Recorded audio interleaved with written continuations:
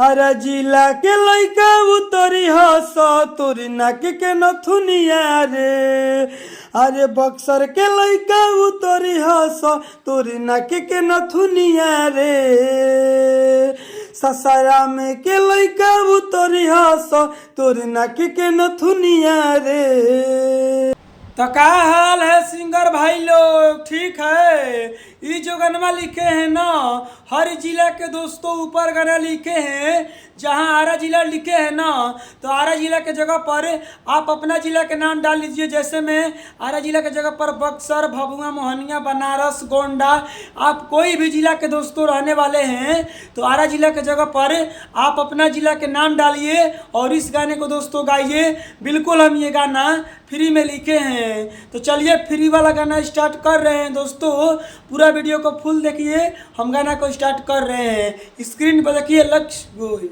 चलिए दोस्तों, ये मुखड़ा है, हम मुखड़ा को गा रहे हैं। बोलिया बक्सर, भभुआ, मोहनिया, घूमल तू दुनिया रे। बोलिया बक्सर, भभुआ, मोहनिया, घूमल तू दुनिया रे।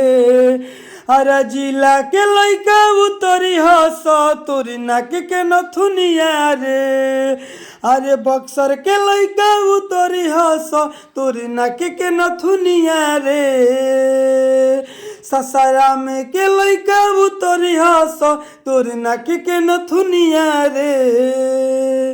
दोस्तों, जहां आरा जिला लिखा हुआ है तो आरा जिला के जगह पर आप अपना जिला के नाम डालकर इस गाने को गा सकते हैं, रिकॉर्डिंग करवा सकते हैं। दोस्तों बिल्कुल हम ये गाना फ्री में लिखे हैं, तो आरा जिला के जगह पर अपना जिला के नाम डालिए। चलिए दोस्तों, ये पहिलका अंतरा है, हम पहिलका अंतरा को गा रहे हैं। सासाराम डिहरी तू घुमल मोतिहारी, चलो न पहना दी हमको रेजतो की साड़ी।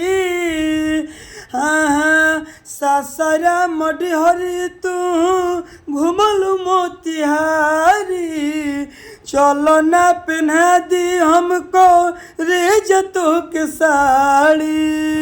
आवा बजा के तो के सुना दी हम हरमुनिया रे। आरा जिला के लइका उतरी हस तोरी नाक के नथुनिया रे। ससाराम के लइका उतरी हस तोरी नाक के नथुनिया रे। चलिए दोस्तों, ये दूसरा का अंतरा है, हम दूसरा का अंतरा को गा रहे हैं। हमारा जिला से तू ले लो मजा, तोहरा के कहेले सिंघनिया हो राजा।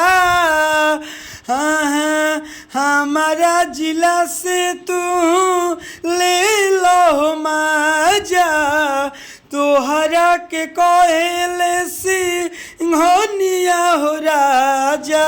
नीरजिया दू कहेले चिखा दे जौनिया रे। दोस्तों, जहां नीरज यादव लिखा हुआ है तो फाइनली नीरज भाई ने कमेंट बॉक्स में कमेंट किए थे कि राजा भैया गाने में मेरा नाम डालिएगा नीरज। तो देखिए दोस्तों, फाइनली नीरज भाई को गाना में नाम डाल दिए हैं। अगर इसी तरह आप भी सिंगर हैं, अपना गाना में नाम डलवाना चाहते हैं तो सबसे पहले आपको करना क्या पड़ेगा कि हम आपका गाना में नाम लेंगे। सबसे पहले आप चैनल पर नए हैं तो सब्सक्राइब कर दीजिए, लाइक कर दीजिए और कमेंट बॉक्स में आप अपना नाम लिखिए कि आपका नाम क्या है।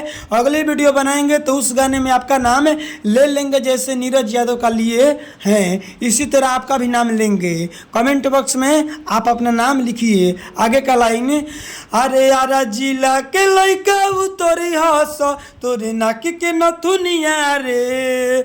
बक्सर जिला के लइका उतरी हस तोरे नाक के नथुनिया रे।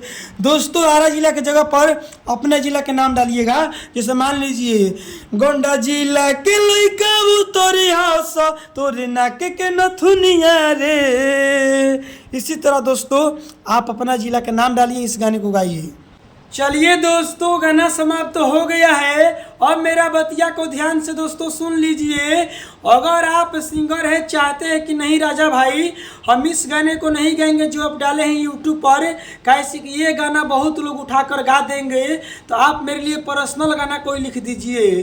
तो अगर आपको कोई पर्सनल गाना लिखवाना है इनसे बढ़िया, इनसे बेस्ट, तो देखिए स्क्रीन पर मोबाइल नंबर है, कॉल करके हमसे बात करिए, हम आपको पर्सनल गाना लिख कर दोस्तों दे देंगे, इनसे बढ़िया, इनसे बेस्ट। तो स्क्रीन पर मोबाइल नंबर है, कॉल करके हमसे बात करिए।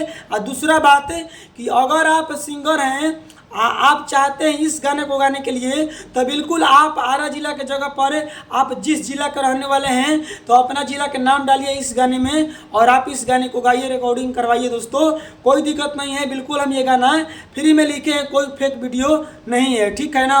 तो चलिए विशेष हम क्या बोलेंगे, चैनल पर नए हैं तो सब्सक्राइब कर दीजिए, लाइक कर दीजिए। चलिए विशेष नहीं बोलेंगे, कॉल करके पर्सनल हमसे गाना लिखवा लीजिए। Bye bye, love you.